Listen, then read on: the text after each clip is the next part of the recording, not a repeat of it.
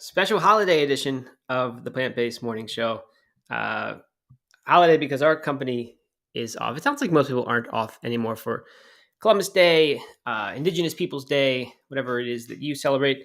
But all right, we're off. So I was thinking this episode might not happen, but then Doug last week volunteered and said, "You want to do it?" So I said, "Of course I do, because I live for these things." So anyway, we will be. We've got normal show today. Should be fun. Let's see if we can get Doug in here. Hey, There Matt. he is. I'm here. Triumphantly enters. You How's live it for going? these things, huh? Yeah, I kind of do. I mean, I'm starting to miss them when I don't like that we don't have them on weekends, and I don't like that they only last 40 minutes. I want to just keep doing them. This is a rush. I need it. Well, that's good. All right, so I'm wearing a hat today. I just got out of the shower because I went for a run. I'm wearing a throwback Plant Bites hat. Oh, look at you. Okay. So I'm gonna. Yeah. Oh, here we go. Katie from Washington D.C. Hey, it's Katie. We got a long-term podcast listener here. I thought that was a friend or relative of yours. The Plant-Based Morning Show. No, I think that's the No Meat Athlete Radio intro. Right. Shout out to that. Little known fact is that everyone in that intro from all over the world is just Doug's friends and family. Yeah. Because we made that when the show was like a year old or less, and nobody really listened to it. So that is Katie, Doug's wife. So anyway, Doug, let's. How was your weekend? It was good. It was kind of just busy. We had a lot of soccer and stuff. I went down to Greenville yesterday, whole day just away from my daughter's soccer. So that was fun. So I made some food on Saturday. I made some Spanish stuff. We had talked about the smoked paprika. I told you I was going to make it and use it in my vegan chorizo, which I did. I did not get around to posting that on Instagram just yet. But I made sort of a Spanish feast on Saturday since we didn't get to do a big Sunday dinner. So it was all good. And then I came home and we had 2 puppies in our house on Sunday because we are fostering them, and they immediately became available when we thought it'd be next week. So now we have these 2 little puppies. They're like 8 weeks old or something. This was the solution to our dog died in probably 6 months ago now. And it was devastating. I hated it. And I said, I'm not having another dog because it hurts too much when they die. I just hate, I don't know. For some reason I was like, I'm just not doing that again. And there are other reasons, of course, travel, the family, we're so busy. It's like, why? We don't need to have a dog. So we thought maybe what we can do is foster, because the kids want the dog so badly. So we thought we can just foster, have a little separation, say goodbye. So that was the plan. Everyone I told the plan to yesterday was like, you're keeping those dogs, right? There's no way those things are going back to the next family or whoever. And sure enough, already both kids have asked me if we could keep one of them or keep both. Do they have a favorite? They have favorites. I don't. I mean, well, maybe a little bit, but I like them both. They're just. I mean, they're great little puppies. We found a cat when I was a kid, like a stray cat, and brought it into and put it up for adoption and did the whole thing, but held on to it for a little while. My dad refused to let us name it because he knew if we named it, we'd keep it. Right. And so we just called it Kitty. And then sure enough, 15 years later, when it died, we were still calling it Kitty. It lived with us for the next, for most of my life. So I get that. Once you bring him in, it's hard to let him go. I mean, there's a reason that the puppy dog clothes is part of sales marketing lore. Is at the end you say, just take it home, just try it out for a week, see how it goes, and then if you don't like it, you return it. So I can't believe I fell for it, and I did, and here we are. So one day I'll put the puppies on here, but I just figured wouldn't do that just yet because I don't know. Last time we had the live stream issues with Joel Kahn coming up, which was awesome. It was fun, and I got a lot of people saying like, "Hey, that was a great show. The show's doing great now," which is good. I was glad about that because I was a little bit worried that we'd had too many guests recently, and that it was like, especially with them not showing up on certain channels. But people liked it a lot, so it's good. I'm glad. And my struggle, which I told you, Doug, bless you. I'm also fighting off something, Doug, yesterday hit me. But anyway, soldiering on. Yes. But anyway, so I told you I was losing sleep over, I want to be able to do these shows and just be able to ramble and get into stupid stories and stuff. Because when I thought about making the show, it was like I wanted to make it like a radio show where it feels like you're hanging out with friends, and that happens sometimes. Friends ramble into stories, and so I wanted it to be like that. And then at the same time, we were like, wow, like a lot of these guests are starting to want to be part of the show, which is really cool. And I want them to be part of the show. And it was like, how do we find the balance between these things? That's why I just want to do it on weekends and have it go 2 hours and all that, and just unlimited time for whatever. But I can't do that just yet. So anyway, we're trying to maybe one balance day. it. But no guests arranged today. If anyone wants to come up, of course, feel free, to ask, request. I know now. I will warn the multi-stream people who are not here on Instagram that they won't be able to hear the guests still. But that's okay. They can pop over to Instagram and then get the full experience. Now that we're on Twitch, we should be just like hanging out playing video games, and then we're really just hanging out with Yeah, friends. we could become like a 24-hour channel where we just keep the camera there, play some music if we're not there, but then when we show up, we just game and stream. And we'll just gradually, we'll get so addicted to it, we'll never want to leave. So we'll just be there all the time. Right. And then money will start showing up in our bank accounts, and then our family will love it, and our wives will just be thrilled by it. Perfect. So, yeah. Sounds like a good plan. How about you? How'd your weekend go? And what did you put the smoked paprika in or on? I must know. And don't tell me nothing. I know. We used smoked paprika both Saturday and Sunday. I used it on Saturday morning. We woke up, had a big brunch, did a bunch of potatoes, put it all over the potatoes, did just eggs, during the cooking, or you sprinkled at the table? At the table. That's not how you Well, actually, no, that's not true. That is not true. During the cooking a little bit, but then also on top. Okay. So I shouldn't have done that. Are you saying I shouldn't have done that? No, you can do that. And I do a little bit. It's a little harsh for that kind of taste. Okay. I feel like a lot of people said in the comments last week that they like to sprinkle it on top. So that's what I know they did. And you I did that too in my thing that I made. I made this potato stew with the vegan chorizo I had made. But it's also in all of those parts. It has to saute in the olive oil. Like that's just a crucial. It just gets the aroma. Oh, you added to the olive oil. Yeah. Before you add the vegetables. Over low heat, you put that. Then, your onions and garlic and such. But the paprika goes in then too, and then it just smells it. So that's your next assignment. Okay. So I did that, and then I also did. Someone recommended putting it on top of avocado toast. Did that as well, and that was really delicious. All of it was delicious. So it was on top of the just eggs and potatoes one day, and then avocado toast the next. So I still haven't made I wouldn't call either of those a real meal. I haven't baked like a Spanish stew or something, but patatas bravas. That's you got close. You got two important ingredients in bravas. There you go. Anyway, well, nice job. It was a big hit. It was a big hit for me and for Katie. It was great. Good. And Chloe, Eliza wasn't as sold on it just yet, but I think she wasn't as sold on the just eggs in general. She doesn't care for that. So I think that was probably the bigger problem than the smoked paprika. By the way, just egg, last week we talked about them, and I think you had said, and I said, are they chickpeas? And you said, yeah. Well, someone else commented mung bean at that point, and we thought that was just some random suggestion. I, in my extensive research for the show, came across another Just Egg article, and apparently it's made from mung bean, it's protein. Mung bean. That is mung beans, yeah, which I had no idea. It just behaves like chickpeas the way anytime I've used it, or garbanzo flour, yeah. But I guess mung bean is the thing. Oh, I really thought that. Yeah, that is cool.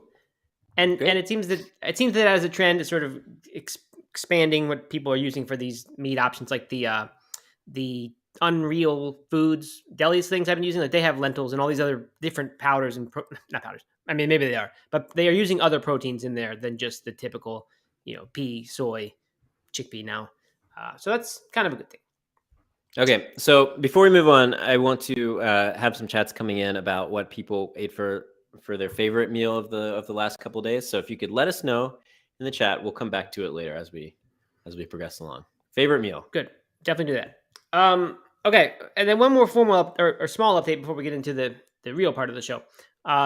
Vegan Strong team. We had Robert on. Yes. Robert Cheek was on, I think, co-hosting. I think it was Thursday. Hyping up this weekend's event. They were at Mr. America, and they have done amazingly well, from what I can tell. Not sure if that's the vegan spin department just saying everything's good. And let me tell you, there's a huge vegan spin department. I've just noticed with these vegan there are articles. Remember a couple weeks ago we did the vegetarian and vegan diets linked to depression, right? Correlation, they're just correlated. No one's saying cause, but then now some of these news sites have experts weigh in on problems with plant-based depression studies, or like experts basically just trashing the studies. And that's the headline. And so for these sites, that's the first time some of them have covered this news at all. They're just saying this is, and I just don't like that. There's so much. It's like only this. I hate that we could have a news outlet and it could be only things that hit this are positive in favor of the thing we like. So anyway, I don't think this is the vegan spin department because I just saw the updates on Instagram coming over the weekend, and it sounds like people won or at least went in the top 3 in CrossFit, in the bikini fitness model stuff, in powerlifting, at least. And that one, I think that the powerlifting team came in as the smallest powerlifting team, and they took 3rd place in that, which is amazing, right? Vegan powerlifting. Yeah, You that's just awesome. don't think of that as going together. I mean, it's starting to change, and these days maybe you do. That when we wrote our book, The Plant-Based Athlete, last year, that was like the big surprise for me, was just how many good powerlifters there are who are vegan. So that's a pretty cool thing to me, just because that's not the sport you would most people associate with plant-based diets. Giacomo he placed in the bodybuilding competitions. I mean, it was tons and tons of different awards they were getting. So I think it was a big success. There's no Giacomo official plays too. update yet. That's awesome. Yeah. I think in 2 things maybe. So anyway, no official stuff just yet. Has come out by them, but I've put the feelers out, and we're going to get that update early, so we might be one of the first to break the news of the full list of the winners. Love it. That's great. But, yeah, so good for them. Congratulations, and looking forward to hearing more about that. Do you think that some news outlets are going to have experts react to plant-based morning shows? Terrible take that that we can't only say good things about our diet. I'm not saying it's a terrible take. I'm saying that they'll call it a terrible take. No, I don't think so. I don't think they've declared war on us like we have on them. And we haven't actually done it. Again, we're friends. It's nice. Just today, Veggie News put out the article or put on Instagram their thing highlighting this as one of the podcasts you must listen to. I think this was right after Rich Roll in their little Instagram display. Yeah, it's amazing. Left. It's awesome. Yeah, so it's good. And I've got a Veggie News story to start with, and I was going to actually shout out Veggie News on this particular thing. So if we're ready to go into this, and no more let's do it. Stories from you. Well, we got a couple. Red lentil pumpkin curry soup. That sounds so seasonal and delicious. This weekend felt like the first weekend of fall here in the mountains. All the leaves have changed, and right, it feels like fall. And roasted cauliflower in a cast iron skillet. That sounds delicious as well. So let us know those favorite meals. Keep them coming. Let's move on to our first Veg News article. Okay, good. So we typically only kind of cover the hard hitting, the news, the stuff that we're trying to break the stories, things that are fun to react to. And Veg News does a lot of the same, right? They're putting up the fake meat stuff very often because that's what's kind of exciting and fun, and that's probably what gets shared more. Well, they put up an article a couple days ago, which plant-based foods have the most fiber. And I thought good for them, because that's about as boring as a topic as you could have. But it's also like one of the most important things. And we forget it so easily. We're talking about the decline of the plant-based meat industry and how all this stuff is up in arms and who knows what's going on, this turmoil. But like that's really not why almost anyone here is on this diet. That's just been a recent thing that has been really fun and interesting. But like, people eat this way because it's healthy, and none of those foods are the ones that have the most fiber. So anyway, Veg News has put out an article about that. And I figured we could cover some things now and then where give us a chance to talk about food, talk about healthy stuff, mention meals that we make, whatever. Because I've gotten some feedback over the weekend from people who were like saying like, what were the recipes you guys said for this and this, or what's the meals and what's the links? And I was like, I don't have links for those. But we got to start putting links in the show notes. Another reason why we need an intern. Well, I put links in every day. I put the links to the articles we talk about in the you do? description. Oh, okay. Yeah. Never mind. I'm the intern. But I don't have, I mean, like when we talk about, I think at the end of yesterday, I talked about espinacas with the garbanzos, the spinach and garbanzo bean thing. I said, make that with smoked paprika. And someone was like, well, what's the recipe? There is no recipe. It's just it's a billion-year-old, typical food that they eat there. We could find one, but it's just a dish. So I'm not going to have many links for recipes, I don't think. It would just be too hard. But anyway, we'll mention foods as needed. So anyway, this is plant-based. Which ones have the most fiber? Fiber's good. Dr. Wilby, fiber-fueled, best-selling book, smash hit, actually. This year, fiber-fueled cookbook came out. Again, New York Times bestseller. So it's good that like this message, which is not an exciting one, is spreading, and people are getting that the plant-based diet has to do with this stuff as well, not just Yeah. Impossible Burgers and everything else. I mean, fiber might be the most important thing, right? Definitely. And as far as like healthy eating guidelines, like what should I do to eat healthily? Yeah. That's one of the simplest things you could tell someone. If you wanted to like capture healthy eating in a phrase, eat lots of fiber. Like it's hard to do that and have an awful diet. I mean, you Fiber-rich can. whole foods. Yes, whole foods, right? Not what was that orange juice supplement they used to make that you put I mean, there used to be ads on TV for it all the Yeah. time, and it was Yeah, a yeah. powder you stirred into stuff, and it made like an orange drink, and it was a fiber drink. Uh-huh. And people eat fiber gummies and stuff like that now. But Yeah. no, the whole foods. And so if you eat fiber-rich whole foods, the stuff that comes with it is always going to be good. The fiber is going to help you absorb it. It's just a Mhm. good healthy eating tip, and it's one that's easy to forget. But very good way to kind of measure how you're doing is just think about how much fiber you're eating. So, which ones had the most fiber? It's a quick list. We'll run down it. It's not long. Number one, legumes. They mentioned a few examples: kidney beans, black beans, split peas, green and red lentils, brown lentils. And for me, when I saw this, I said that's a good thing because that is the one food that I can count on eating almost every single day. Yeah. Sometimes it takes the form of tofu, which is somewhat more processed than the beans themselves. But a lot of times we will make a pot of beans near the beginning of the week. You don't have to make them fresh. I mean, you can use canned beans and rinse some of them to get the sodium off, maybe. But even that, great. If you're going to eat beans that way, do it. But anyway, Yeah. it's nice to make the pot of beans. Like take a pound of dried beans and make them simple. And then you have this whole thing in your refrigerator that's sitting there all week, and you just keep thinking of ways to use it and put it on salads and all that. Yeah. So And that's encouraging to me. And beans are great for so many reasons, but the fact that they're the highest fiber source, that's a good thing. And shout out to brown lentils for 13 grams, which is the highest on this list that they've put together here. And what I like about lentils, as opposed to dried beans, is that they are just so much easier to cook. I mean, you can cook them in 20 minutes or 30 minutes. From Right. That's a great point. And so if you're looking for a quick, easy, whole food thing, and then lentils are the way to go. Good. Number two, whole grains. Not that exciting, but it's easy to forget about whole grains. Like we've been doing the Banza pasta all the time. It's actually easy to choose beans over whole grains all the time. And even in our house, I feel like there's a little bit of a stigma now among others in the family about using regular pasta. Like somehow that's no good anymore. We can't use the whole grain pasta. We need to just use the bean pasta because that's what's healthy. I'm not going to mention any names. They may be listening to the show. They may not. So I'm always now and then pushing and saying we gotta just have the whole grain pasta now and then. But anyway, even pasta is not the best form of whole grains. Get the whole grains when they are actually whole, like when you get some barley or some farro. That's a great source of whole grains. Oats are good. I don't eat many oats. I don't like oatmeal, but my wife certainly does. I've got some right here. I was just eating it. I just got back from a long run. Yeah? I haven't had breakfast. Let's see it. Yet. Wow, it looks delicious. It's very brown. It has a bunch of peaches in it.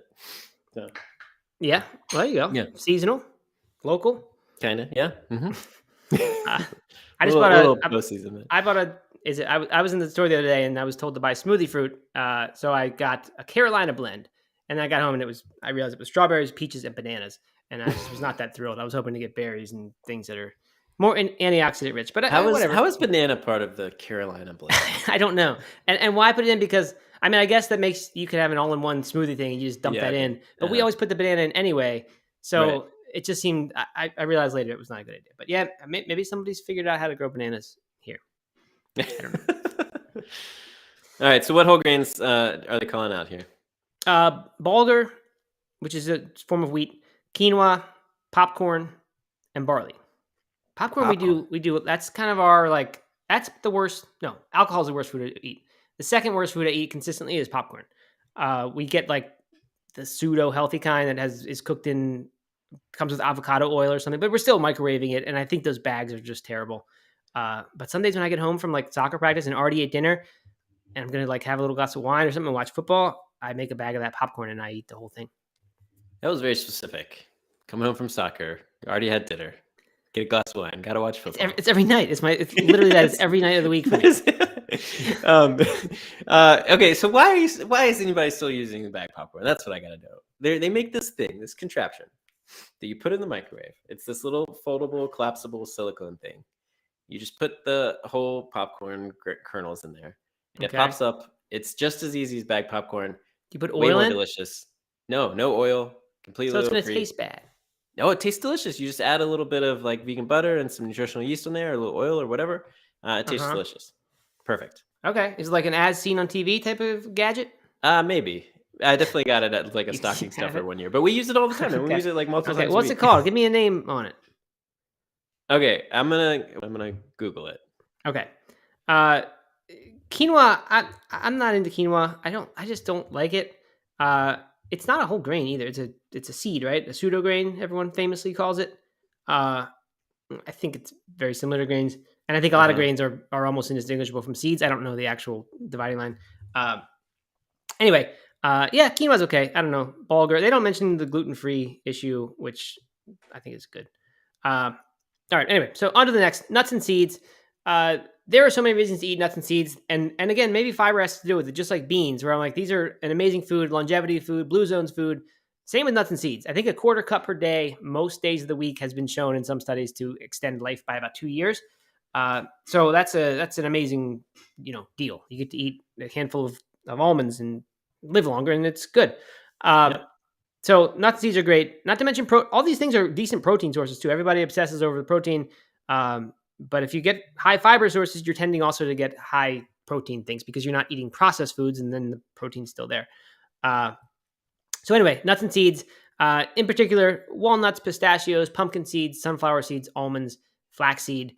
I tend to favor, as for not snacking like smoothies and just salads, whatever, like walnuts and flax seeds. I once heard Dr. Greger say that were his two like go-to seeds as far as health goes, nuts and seeds. So I'll put walnuts and flax seeds in smoothies, and then usually I just snack on almonds. I can't do the, I mean, the natural almonds that truly have no oil, no roasting, Yeah, they're just so dry. it's hard, yeah, and I try. You can eat them in like a trail mix sometimes, and that works. Yeah. But it's one of those cases where, to me, like do the second best thing and just get some almonds that have been baked in oil or whatever. And like you are getting a small amount of oil with that for sure. Not as good as the Yep. almond. And also, I think the temperature destroys some of the enzymes or whatever. Not sure that's that big a deal because I think almonds have to be pasteurized anyway in this country. Uh, but anyway, it's like if you're going to find a way to actually eat it, and those studies aren't based on raw, they're just based on nuts. So eat the nuts that you're going to eat. Now, if that's Yeah. the blue diamond wasabi flavor that has a billion seasonings on it, yeah, I'm going to question that choice. But something pretty plain with some salt, a little bit of What salt. about I grew up eating a lot of honey roasted, honey salted peanuts. Yeah. I guess peanuts aren't nuts, but like yeah, it's like honey roasted. I think it's honey roasted, right? Were your Um, parents my grandparents? Because they ate those all the time, and I don't know anyone yeah, else I who mean, ever I ate. don't know. It's like it was like the time of where Mr. of Peanut. the of life when Mr. Peanut was You're huge, right. and That was pretty big. man, I grew up eating so much of that Yeah. stuff, See, but I it wouldn't. is so terrible for you. Is it really bad? I mean, I don't know. I don't know. Obviously, I just obviously, imagine honey, it. It's honey like not covered vegan. in sugar and But yeah, like if you have to add sugar and salt mhm. and oil, right? I mean, eventually the nuts become a whole lot of other stuff that's not that much nuts. Yeah, But I mean, who knows? The example I said is the same thing. It just doesn't have sugar in it, but it has salt and oil. But yeah, anyway, I get the reduced sodium blue diamond almonds and the lightly salted, I think they're called, and those are actually really good, and the kids like them. So that's been our nut that we eat all the time. All all right, right. next. Let's power through the rest of these. I think we only got two more, right? Yeah. Fruit. Yep. Fruit. Not I don't always think of that as a fiber food, but it is. All fruit is a good source of fiber. They mention a bunch: blueberries, apples, bananas, raspberries, pears, avocados. Even doesn't seem like avocado would be fiber rich, but it is. And vegetables. I mean, they give a bunch of vegetables, but it's just all vegetables are going to have this stuff. Just eat whole vegetables. I don't Yeah. know I don't know if raw changes fiber content. Like, does it Hmm. soften the fiber up and make it different or less effective or more effective? I have no idea. Um, but eat vegetables raw and raw and cooked. Lots of good reasons to do both. Uh, so If you're gonna that is it. if you're gonna be like, man, I need a lot more fiber today. What food are you going to? Was Metamucil? Is that the name of the Yeah, stuff you Metamucil. serve? That's it. Yeah, That's yeah, always yeah. Uh-huh. yeah. Yeah, yeah. So that's what popped into my mind. But no, that's not what I'm intending to eat. I honestly haven't ever said I need more fiber today, or I'm going to eat a lot of fiber today. I guess if I was in my head, I'd go to the whole grains. I would think that's the fiber source, Yeah. but I don't really know if that's valid. I think there's just a fiber source among many. Yeah, I think I What, would what go about you? Do you beans. have a I think I good? would I go mean, the beans. popcorn's a good choice. If I had to have one Yeah. only, it's a good one. I think I would go beans. But and interestingly, because this Veg News article, tells you per serving or per cup or whatever how many grams of fiber. And the beans and the whole grains have way more than like fruit and vegetables. And they still, those are still good, but it's 3 or 4 times as much. So Okay, good to know. So you can't just do all vegetables. okay, so the popper is called the original. Or wait, the proper popper. The proper And it popper. looks like this is not the one that we have. We have a knockoff, but it looks like there's a ton of these silicone. If you just Google silicone maker, highly recommend. Okay. It Okay. folds up, Good. folds down, goes into your little shelf. Oh, I like that. I'd like to get away from the bag popcorn. I think that's. Mm-hmm. I think it's not a good. Whatever they put in those bags, plastics and things, is surely not good. All right. So moving on. So we spent a long time here, Doug, which is okay. It's a holiday. What else are we gonna do? Yeah. Spend time with Anyway. the family. So as I was my family's at school. Well, one of my family's at school. The other one's doing school at home. Yeah. But the puppies, I gotta get back to those puppies. The puppies. Yes. Yeah. Can't forget the puppies. Yeah. All right. So I was doing a bunch of research today. Just typically Monday, I go through all the articles, stuff that came out over the weekend and everything. Started putting it into Pocket, Doug, a good little saver of stories. And I was struck again by the amount of negative headlines today. These are some of the ones I saved, which we're not going to go through almost any of these. But from Foreign Policy, plant-based proteins are too expensive. That's the headline. What will it take to bolster plant-based protein? Meatless Farm says innovation. That's from Food Navigator. Vegan meat leader Impossible Foods lays off 6% of staff despite steady growth. So that's another good, not good. Washington Post responds with the plant-based meat movement is down but not out. This is from beefcentral.com, so you can imagine this one. Plant-based meat gets a reality check. Restaurant business. I read everything. I read all sides. Restaurant Business Online says consumers' appetite for plant-based meat products may be waning. Fast Company, vegans need to stop exaggerating the health benefits of a plant-based diet. And then when we'll get to later, I tried making my family eat a plant-based diet for a week. It didn't go well. So, I mean, like, it's not good. Oh, and newsmedical.net. People on plant-based diets eat little fruit, vegetables, and whole grains. So it's a lot of negative stuff. And like I said before, if you just read the vegan news sources, which are fun and nice, and I like that they promote our cause, you don't get the idea that, I mean, the story is that this is collapsing. And if you are just in this little bubble, it's easy to miss that. So I think it's an interesting discussion. Like, where is the growth going to come from?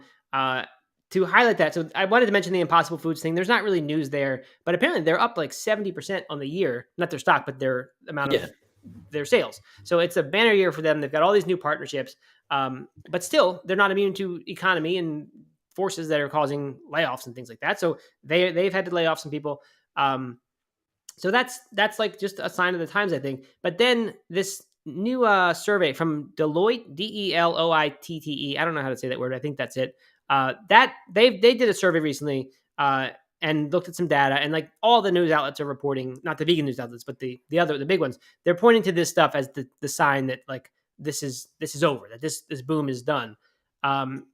So in 2021, this is from August 2021 to 2022, dollar sales are flat. They're down only 1%, but units are down 7.2%. And apparently the data is much, much worse for the refrigerated plant-based alternative meat stuff than the frozen section, which is interesting to me. I don't know quite how to explain that. I was trying to think about it. I was thinking, does that mean, is that the Beyond and the Impossibles because they're like in the refrigerated, or? No, but they were also frozen. I think that they're, it's this, you can get the same, burger patties in frozen as you can in the refrigerated area. Right.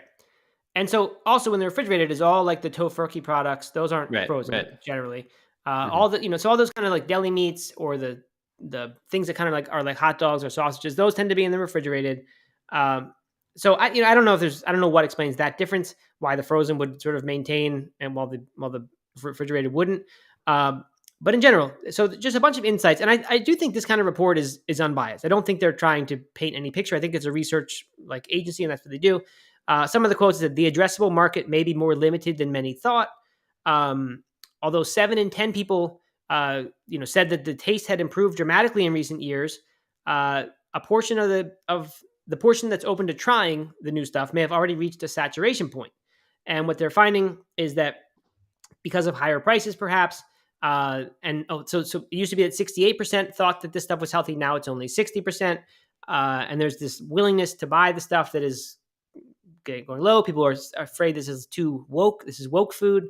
And they're staying away from it. I mean, that's what they said. People are staying away from it for that reason, a certain segment. So anyway, I guess, go ahead.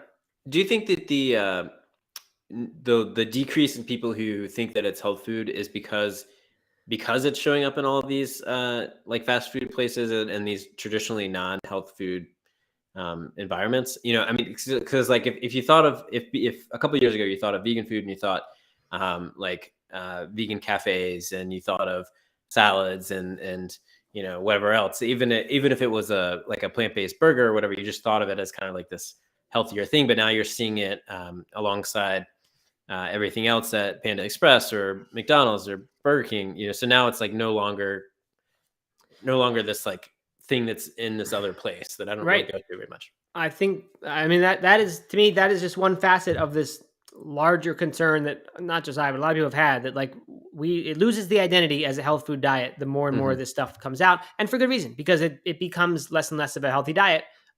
Because Beyond Orange Chicken next to the other stuff, like maybe that's a slightly healthier choice than the regular orange chicken they have there, but it still has the sugar and the salt and the fat that makes that delicious, and it's still it's protein just like that is, which honestly not always a good thing. Tons of protein, so I don't know. It's not that much healthier. It's kind of the same food, and the worst parts of it are all still there. So it's a big thing. Like the identity, this is changing, and that may be a big part of it.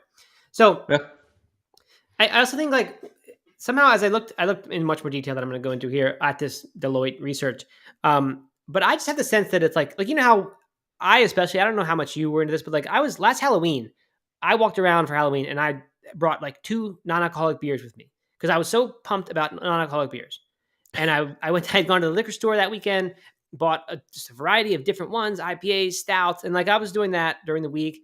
And even on Halloween, a night when it's fun to crack open a beer and walk around the neighborhood while the kids do trick-or-treating, at least in my neighborhood, which is where we came here last year, even though we didn't live here yet. We just came here to trick-or-treat. Okay. But like, and it was fun and I was all in for a while. But then, I had a regular beer again at some point, and it was like, this is actually a lot better than the stuff that I've kind of been trying to convince myself is really good, or is indistinguishable. And I don't know. And then it crept back in. So I just kind of wonder if like there was a novelty to this. People thought like, well, I'm a meat eater. I'm not going to stop eating meat, but I'm going to like start having this stuff at home or in the, during the weekdays or whatever. And like had this plan to start eating more of this, working it into their diet. And I don't know. I just think probably they've all slid back. Not all. A lot of them have slid back to how they were, in the same way that I slid back from non-alcoholic beers to regular beer. So I don't know. I just have that sense that like it was this fun thing people were really wanted to try, and now they're back to their old ways because they've had enough to compare side by side and say it's a little bit better the original, if that's what you're used to eating and that's what you view as good.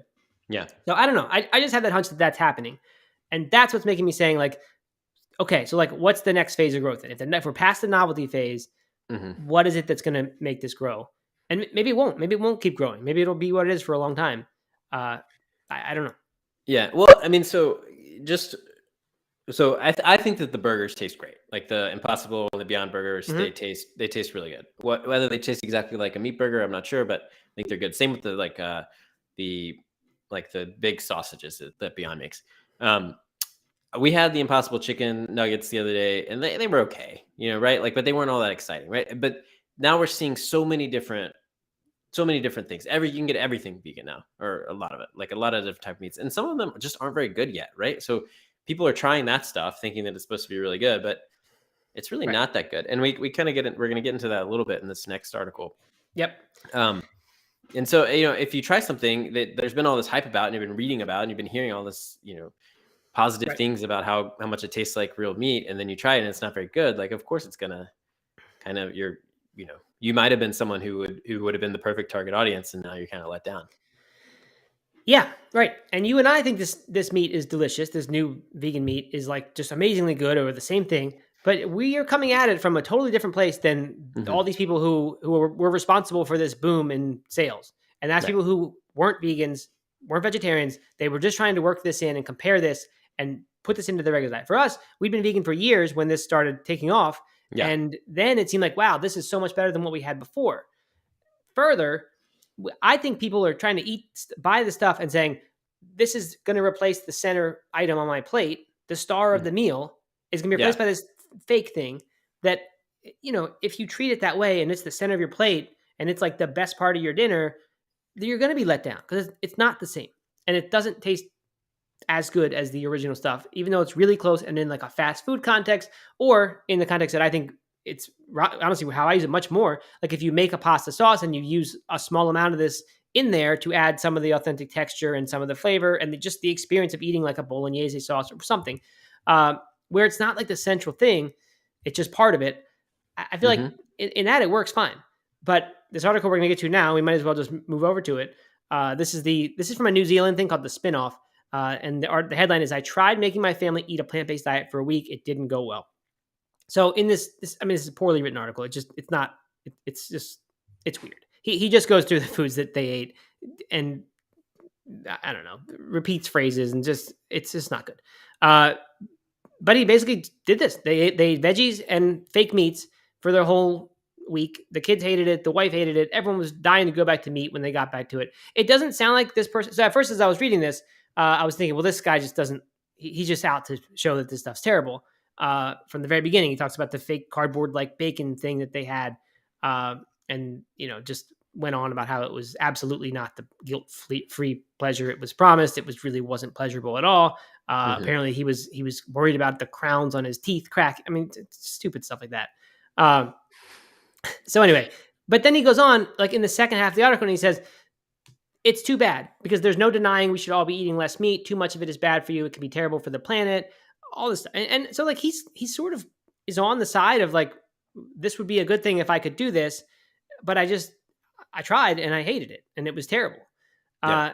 And that's different from, beefcentral.com who says this stuff is doomed because it was, it's awful and it's fake and it's an awful thing for the world. So I don't know. I mean, there's some really things that are just unfair, but I think what he did, Doug, is what I just said. And you kind of did too. Like they're just trying to like eat the same way, but just swap in these. And that's very different. And the few meals that he said were good was like I think he said a Malay curry with sun-fed, which these are brands that we don't have in the US, I don't think. But like the foods where it was what I said were like you make a good dish and the meat is just one little part of it, and you swap in the vegan version and it's all these other flavors are there, and it's not that important if it doesn't taste exactly side by side the same as the one because it's only one part of a whole lot of parts. Yeah. It works great in that context. So, but anyway, the kids they said that was too spicy. So anyway, I'm wondering is like the problem. I mean, he literally tried to make the same foods that he would do just with vegan versions of the meat, like bacon and eggs and meatballs and all this stuff. What kills me with that, like, and this is the problem I think with the expansion of these plant-based meats is that people forget that there's like so many delicious meals out there that don't have fake meat in it, right? I mean. And it's fun to add in. Sometimes it's fun to, like you were saying, be like a little special part or add a little bit of flavor or texture or something like that to a pasta sauce. But like you don't have to have bacon and eggs for your breakfast. You can have a delicious pancake breakfast. I mean, it doesn't have to be healthy, but there's so many different ways you can have you can have a plant-based breakfast or lunch or whatever that has nothing to do with vegan meat. Right. And so, and in fairness, they did do some of that stuff. He talked about how they were all hungry all the time this whole week, which I'd like to see a picture of the family. Because if they're overweight or they're not healthy, then I'm thinking, maybe that's one of the good things about a plant-based diet. But we don't know. Maybe they're really healthy and they truly just couldn't get the amount of calories they're used to eating this way. And so he said they made lots of smoothies and I think he said pancakes even. So like they made some other stuff that was part of a plant-based diet. But, the point is the same. Like this isn't just, it's not going to work that way. And like, not faulting the person reading this article, because I'm faulting the movement or us for expecting that that this stuff's going to just keep on growing until everyone's eating, 30% of the meat is now plant-based meat, because it's not, because this is people's experience with it. They're not vegans who start working it into stuff and feeling like it's a good thing. it's people who, like if we want to get that next level of growth, it's going to be from people finding ways for people like this to be happy with how they eat, how the plant-based meats are in their diet. Yeah. And it's just, for this guy's experience, it's a terrible one. So at the end, he talks about how he was kind of done, and he was going into the store to buy all these meats and stock up real meat again. And the person there handed him apparently like a little sample bowl of lasagna that I guess in this store, Plantry, I think is the brand. They gave him as like a sample. He had it and he said it was really good. He couldn't tell the difference between that and the real thing. But he dismissed any offers to put boxes of it in the basket. And so anyway, and he walked by carrying all this meat on the way out, and he felt ashamed, I guess. But to me, like that, he misses the point. Like that's the type of meal. That's exactly it, right? Like that lasagna is a good yeah. example. There's a meal that doesn't depend on the central meat. It's all this other good stuff. But by that point, he was done. He already made up his mind. And then the article has an interesting conclusion where he is drunk and watching TV, and final line is, "But I was drunk and I didn't care." I guess he ate the last of his burgers. Or last of his plant-based burgers. It was a very weird ending to a very weird article. But anyway, I don't know. I think as funny as it is, like if we expect that this is going to just replace the meat in everybody's diet, this experience has to be way, way better. And I think he's right. Like if you just went out and tried to buy a bunch of plant-based meats, this would be your experience if you just switched over like this. Mm-hmm. So what do we do? Well, this is what I think is like there's this identity crisis, and that's why I liked having that fiber article at the start of this. Yeah. Like I feel like, I don't know, 10 years ago, we were thinking how this diet's going to grow. And it wasn't like because of Impossible Whoppers and all this other stuff. It was that this is such a healthy diet. Like we got to keep spreading this message and sustainability, but health and athletes. And let's do what Plant Build is doing and demonstrate that you can feel great and like be a success story. And that was my favorite way I thought to spread the message in those early days. It was like, just be a good example of someone who starts eating this way and starts doing great. Not that it makes you a faster runner or better athlete, but like it's just part of a lifestyle change that, you start taking your food seriously again and you start getting fit and all this stuff. Right. And then for the past, 2-3 years, when I think about how's the movement grow, I think Impossible Whoppers, Beyond Burgers, like that's how we get it into everybody's hands and bellies. So I don't know. I'm like I said, kind of at the beginning, like this idea of the movement collapsing or the plant-based meat industry or whatever, like I do think it's like we've said before, kind of just a little speed bump on the way to something much bigger. Yeah. But like when those speed bumps happen, like when we compare this to the .com crash of 2000, like it's also a reality check for that industry, and they have to kind of reassess and say, okay, this isn't just taking off like we thought or like it looked like it was going to. We now need to like make it better and build and build and build and make it good. And that's what happened with the internet, obviously. So that needs to happen now. I don't know where that is, but I'm just starting to wonder, like, maybe it's not just making the foods better and better and closer to the real thing. It's possible that's it, but I don't know. I think the health story is so important. And I don't know if the sustainability story matters to enough people still from the data we've seen. But the health story is a big one. And I don't know. How do we kind of recapture that if it's starting to slide away, because the more we get the fast food comparisons, the less this seems like a health diet. Yeah. I don't know how to do this, but I think that the solution has something to do with educating on people how to cook both the fake meats, but also like meals without that. So I'm thinking about this guy, right? If he had more experience with plant-based meals in general, just had cooked them on just random Monday nights or Friday nights or for breakfast or whatever, then he probably wouldn't have put together this menu that included Impossible meatballs, burgers with cat's eats, or I don't know, whatever. Let's eat, but like burgers, meatballs, hot dogs, red chicken, like it would have looked a lot different, right? His menu would have looked a little bit different. So if people can get more comfortable with both cooking the fake meats, but also with cooking meals that maybe the meat isn't the star of the show, then I think it'll more naturally grow. And so then when they decide to take on a challenge like this, or when they decide to go vegan on Mondays or Fridays or whatever, then it's less of a huge shift. And then they're not expecting this thing where they can just take one piece and replace it with a fake version. Yeah, I think that's right. It's harder. That takes work. Yeah, right. And I don't know how to do that. I mean, people have been trying to do that for years. We've been trying to do that for years. So right. But no, I think you're right. And here's a good example. I hated this line in this article.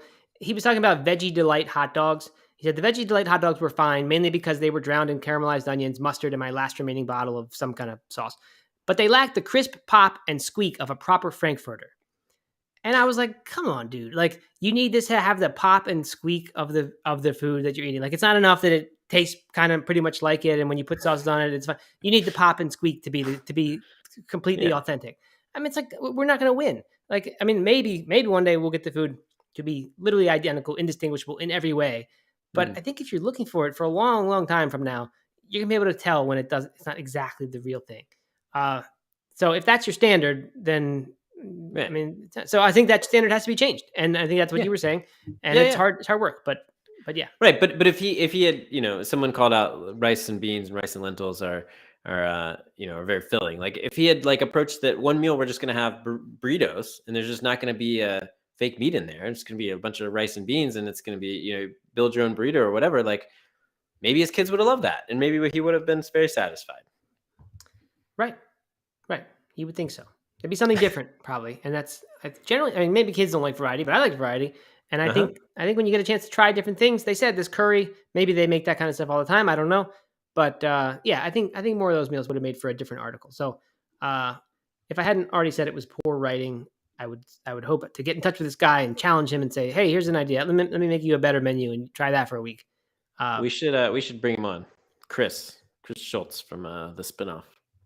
Yeah, but I made fun of his writing. I know. It'd be like a hot little like debate thing. He used laden. He used laden in 2 straight consecutive sentences. He said the shelves were laden with ready-to-eat meals. I can't find it. All right, now we're just being nitpicky. Okay, all right. I'm gonna rewind. It's an awful article.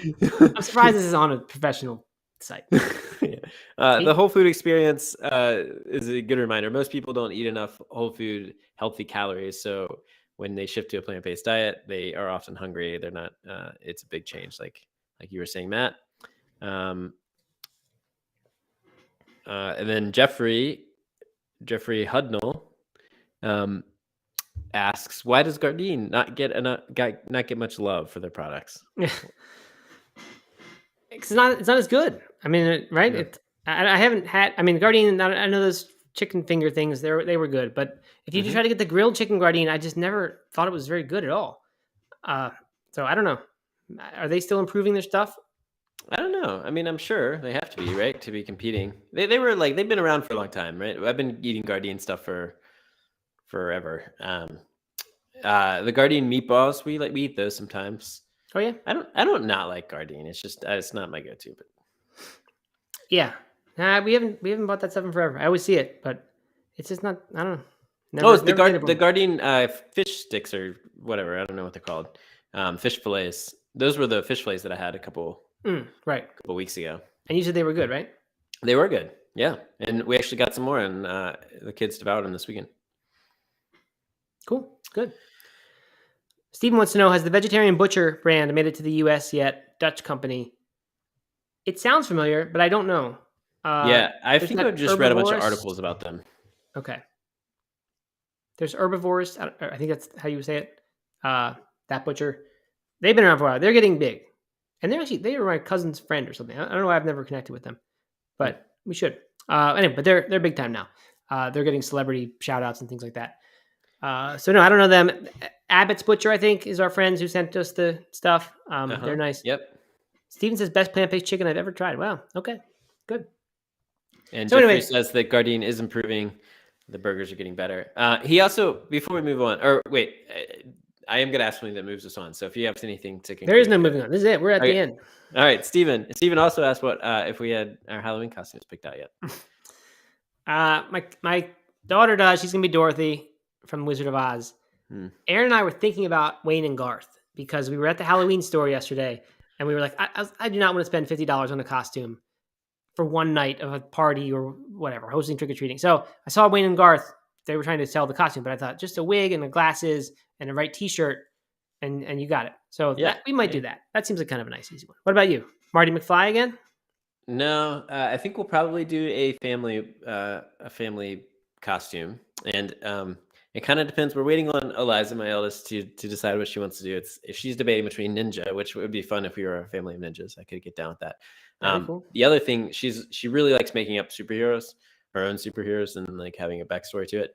And the latest one that she's on is Christmas Girl, and not super crazy about this one. I would not really want to be a Christmas superhero, but I like whatever. It's a good costume.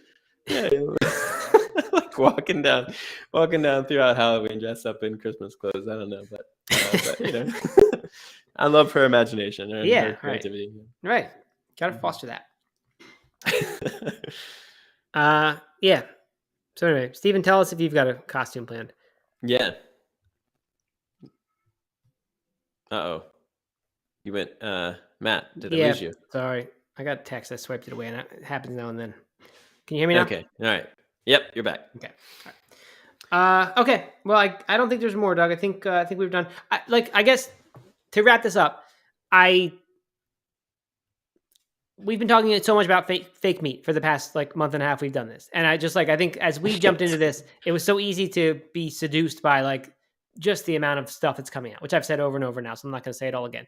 And it was really fun to talk about. But I'm kind of thinking like I don't know. I'm glad to have this perspective now and saying like there's more to the growth of this movement than just making more and more of that stuff.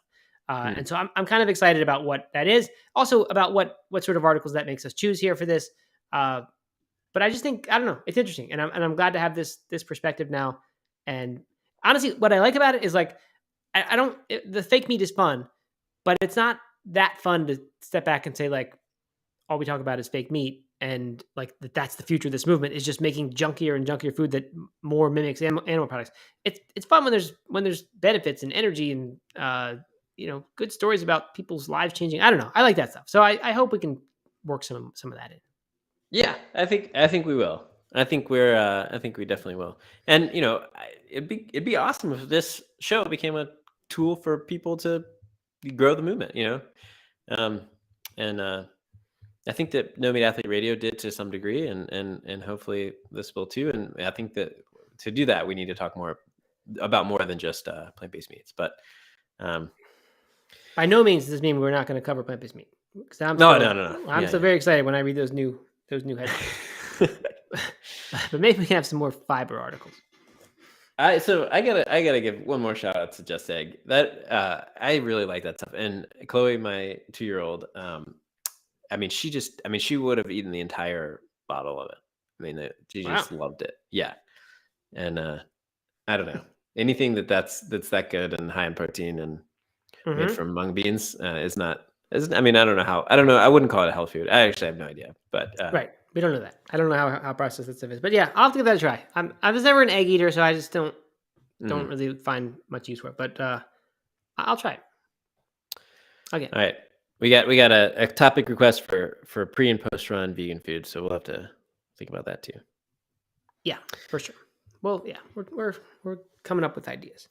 Yeah. Okay, good. Well, this was fun, Doug. We went a little long, and I'm glad about that. Holiday, chilling out, and no guests today, just Matt and Doug. So there you go. Everybody who was angry about the guests, which honestly I don't think was anybody except for my daughter. My daughter didn't like the guests. She said the show is no good for going to bed anymore. It's not funny anymore. She doesn't like the guests. Okay, well that's good. We were making this for her anyway, so it's good. Exactly. No, but if you are a frequent watcher, feel free anytime to request to come up and join us, like you've seen other guests do, and we'll have you on for a minute or two or whatever. Make your point, and then we'll move you along. Okay, I see comments are still coming in. My screen has gone completely dark ever since that little snafu that happened when I swiped the wrong way on a text message. So you can read those if they're any good, or we can just wrap it up. Just a nice. This will be a good one for us to wrap up on. Okay. Jeffrey says, "No Meat Athlete helped along the way in changing him to be vegan. The timing of the new book and the podcast made it really easy. So thank you." So, good. All right, yeah, Jeffrey. Thank you. Glad to hear that. Love it. All right, everybody. Thanks for joining, and we'll see you tomorrow. Regular schedule. That's right. Enjoy the rest of your day. Tomorrow we'll be back with a regular, normal episode, like this was, but probably not as long. All right. Bye. See ya.